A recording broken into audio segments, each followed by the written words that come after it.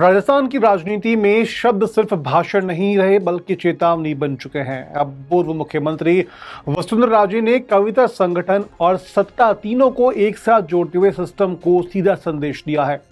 Constitution club में आयोजित भाजपा की प्रदेश संगठनात्मक कार्यशाला में राजे ने कहा कि भाजपा कार्यकर्ताओं के बिना प्राणहीन है और संगठन को मजबूत करने के लिए कार्यकर्ताओं को सशक्त करना अनिवार्य है। लेकिन सबसे चौंकाने वाली बात तब सामने आई जब उन्होंने अधिकारियों को दो टूक शब्दों में अल्टीमेटम दिया कि कार्यकर्ताओं की 1 घंटे में फोन उठना चाहिए, वरना परिणाम भुगतने के लिए तैयार रहें।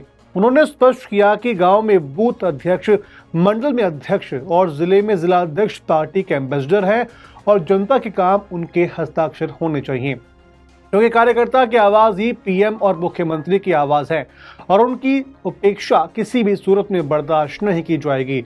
अपने संबोधन में उन्होंने यह भी याद दिलाया कि एक समय था जब देश की 10 दिशाओं में कांग्रेस का वर्चस्व था, लेकिन आज चारों ओर भाजपा दिखाई देती है, जो किसी भी सत्ता की कृपा नहीं बल्कि उन कार्यकर्ताओं की तपस्या और समर्पण का परिणाम है जिन्होंने भूख प्यास की परवाह किए बिना केवल कमल खिलाने का प्रयास किया है और उसी के लिए काम किया है।